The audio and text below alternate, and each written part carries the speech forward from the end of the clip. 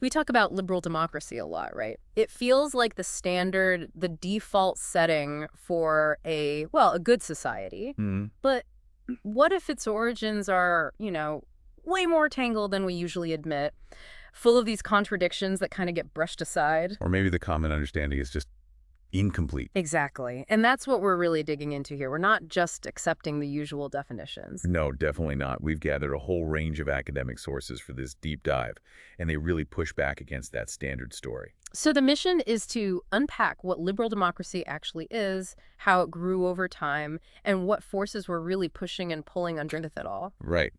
We want to understand its historical path, the underlying dynamics. Think of it like we're going way beyond the surface level. We're looking at stuff from the 19th century, those big struggles for political say. All the way through the post-World War II setup, and even the kinds of questions people are asking about democracy right now. Yeah, should be interesting. Hopefully you'll have some moments where things just click. So let's kick off in the 19th century. This was a time of, well, huge upheaval. You had the working classes really starting to organize, especially in Europe. And these weren't just polite discussions, were they? Not at all. These were often intense struggles. They were fighting for the right to participate, for universal suffrage eventually, and even for some basic social reforms like early safety nets. Okay, so let's dive into that. The sources we have really stress that, for example, the European labor movements had to fight incredibly hard. It wasn't like these rights were just handed over. Right. It wasn't just about casting a vote. It was about getting real influence over how society's wealth and resources were carved up. And these conflicts, these class struggles, the sources are clear. They didn't just change who could vote. They actually shaped the structure of government itself. Yeah, institutions were created specifically to manage this constant tension between capital owners and the workforce, all within the bounds of the law, supposedly.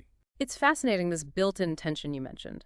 Liberal democracy, in theory, creates this arena where different classes can compete for power, right? To try to shape policy. That's the theory. Mhm.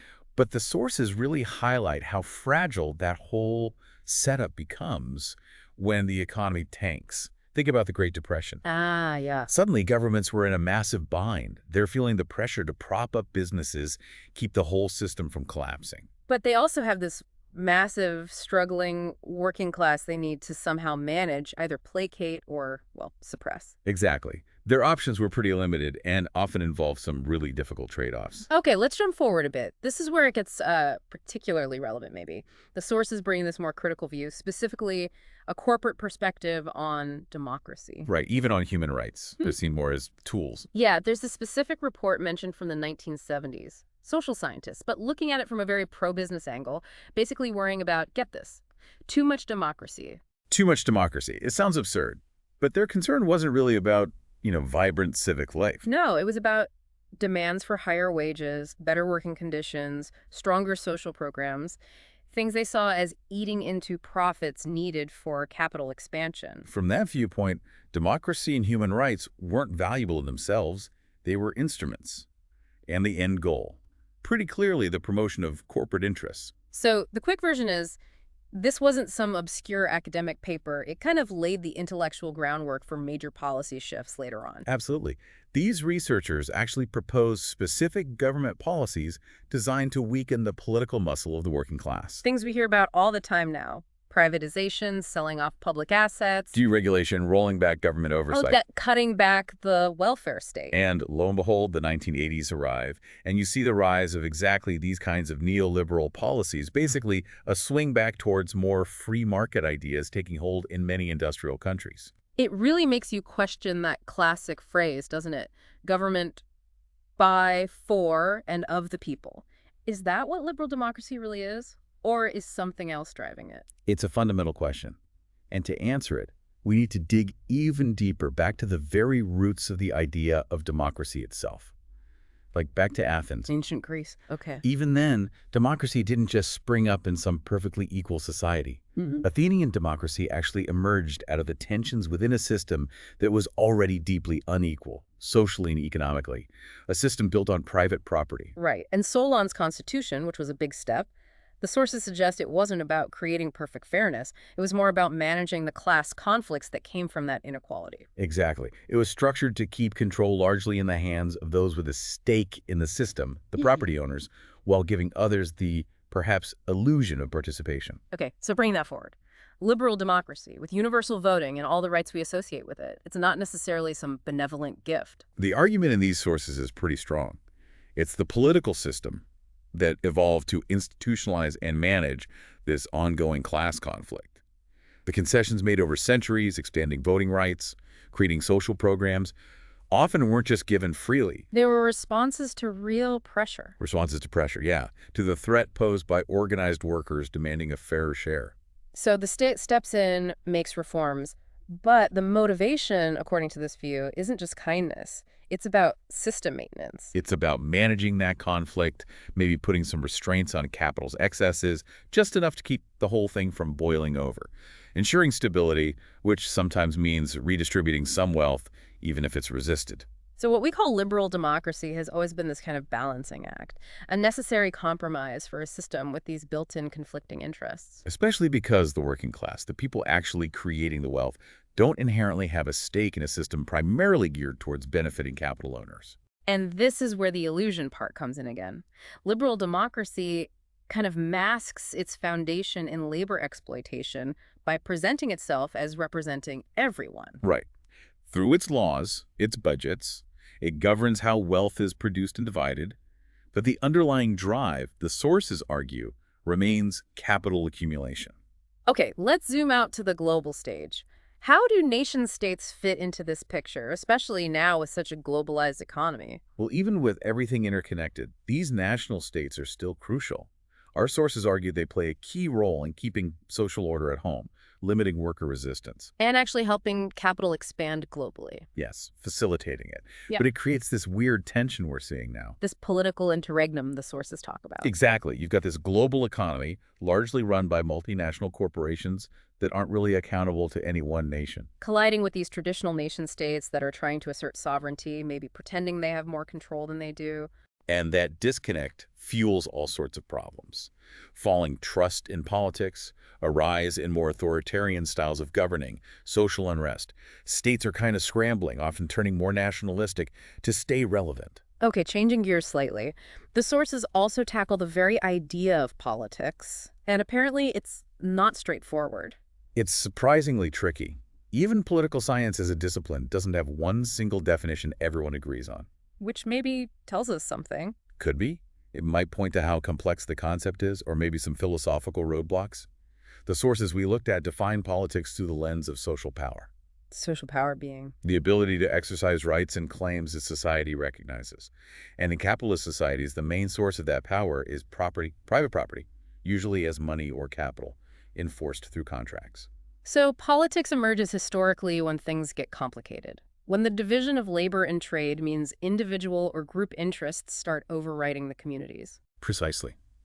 The community becomes more abstract, defined by these property relations, and that's where the state comes in, embodying this abstracted whole. And the state's job is to write down the rules of property ownership as laws and enforce them. Right. So the political, in this view, is the relationship between that abstracted state and the separate parts, the individuals and groups, with their competing property-based interests. Let's trace that state development. The modern state didn't just pop into existence. No, it evolved out of the breakdown of feudalism, fueled by the growth of merchant trade, and then eventually shifted as industrial and financial capital became dominant. And the church played a big role here too, not just religiously. A huge role, accumulating wealth, power, and suppressing any ideas, heresies that challenged its position.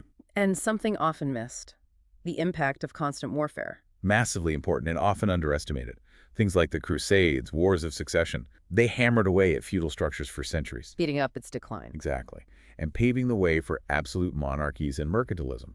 Mercantilism, that system where governments heavily controlled trade to build up national wealth. Yes. And you had this mutual dependency.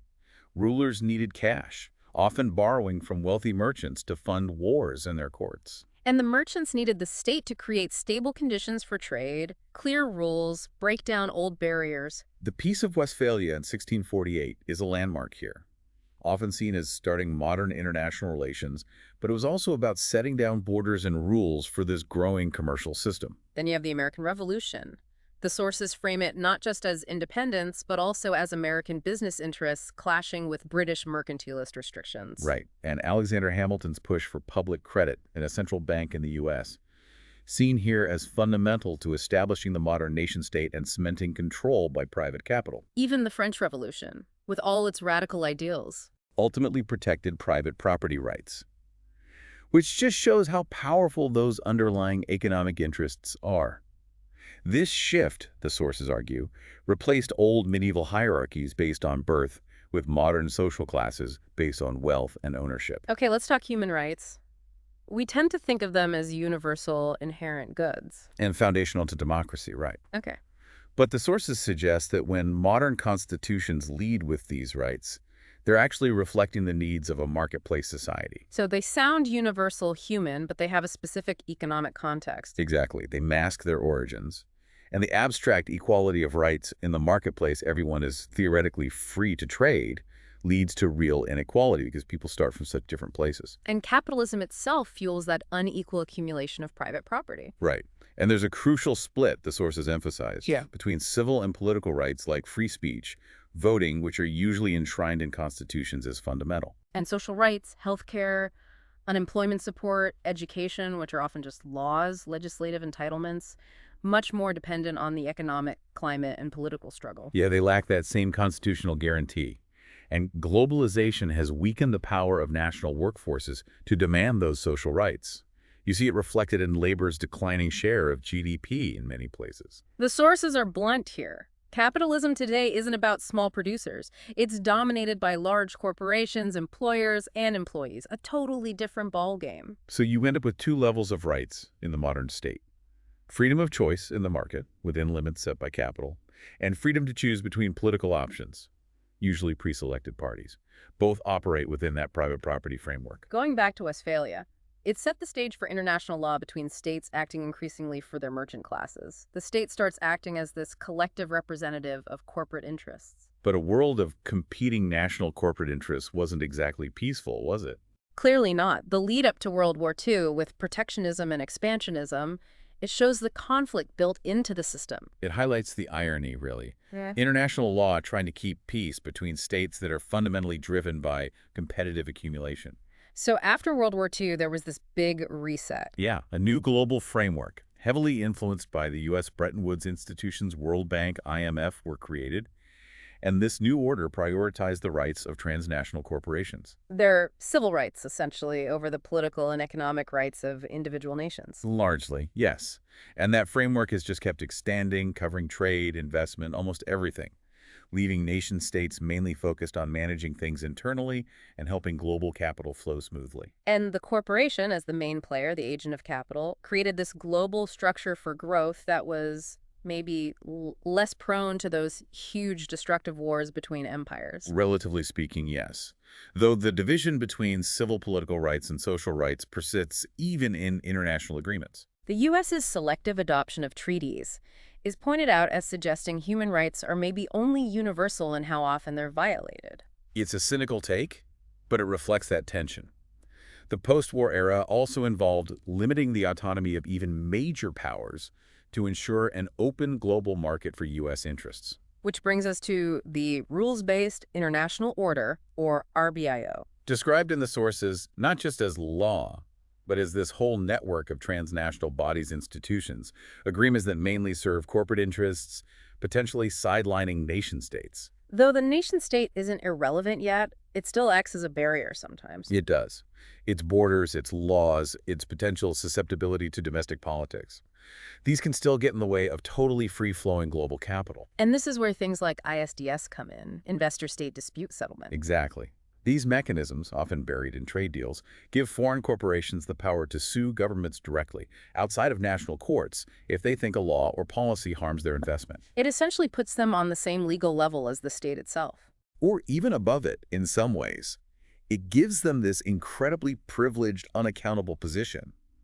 ISDS, really pushes for that global economy under the RBIO, often overriding national sovereignty and local concerns. Okay, so how do national constitutions fit into this complex picture? The argument is that constitutions emerge in societies with ongoing conflict over resources. They lay down principles that tend to protect wealth accumulation and keep labor subordinate. While appearing to serve everyone's interests. Right, it's about managing conflict. And the big dilemma for modern constitutions is dealing with a working class that's essential for the economy, but doesn't have an inherent stake in the system as it's currently set up. So those preambles, the declarations of human rights, they function as ideological glue for a marketplace society built on unequal property. That's the contention. And the idea of popular sovereignty, the sources are pretty critical. Pointing out things like infrequent elections, representatives not really being bound by voter wishes. Limited choices between parties, the possibility of minority rule, the difficulty of recalls or referendums, and the huge one, the near total lack of democracy inside most workplaces. It's far from the people holding ultimate power. And the rule of law, while often praised for protecting individuals, its primary function, according to this analysis, is protecting corporate private property. Though the working class also needs it. Yes, but defensively, to protect their own struggles for social rights against corporate and state power. We're also seeing more corporate influence directly in global governance now, things like the World Economic Forum's initiatives, the UN's Common Agenda. This multi-stakeholderism Raises huge questions about accountability, doesn't it, when decisions happen outside traditional democratic channels, and finally, the fact that most constitutions have these emergency clauses. allowing governments to suspend the Constitution itself. It's a stark reminder that the whole system can be legally paused. So this critical lens applies across the board to the executive branch, the legislature, the courts, voting, citizenship. Yes, the sources trace these inherent contradictions stemming from that foundation of private property and class conflict through all these core elements of liberal democracy. The executive sees power concentrating. The legislature struggles with true representation. Law codifies property rules. The judiciary enforces them. Suffrage is universal, but outcomes can be shaped. Citizenship gets weaponized. Parties become similar. Religion can justify inequality. Justice means different things to different classes. It's striking how mechanisms that seem democratic on the surface can actually work to maintain the existing power dynamics. Okay, so wrapping this all up, our deep dive suggests a pretty challenging conclusion. Liberal democracy, as we know it, isn't neutral. It's profoundly shaped by private property and the ongoing, if sometimes hidden, conflict between capital and labor. Yeah, the features we celebrate, voting, rights, laws, they're really complex tools that both manage and reflect that core conflict. They aren't necessarily proof of a perfectly fair system. Which leaves us and you with a big question to think about. If these contradictions are so fundamental, what does it genuinely mean for a society to be democratic? It pushes us to think harder about power, about representation, and maybe even about alternative ways society could be organized beyond the standard model of liberal democracy. Absolutely. If this has piqued your interest, definitely check out the sources we use. It's a perspective that certainly challenges conventional thinking about the world we inhabit.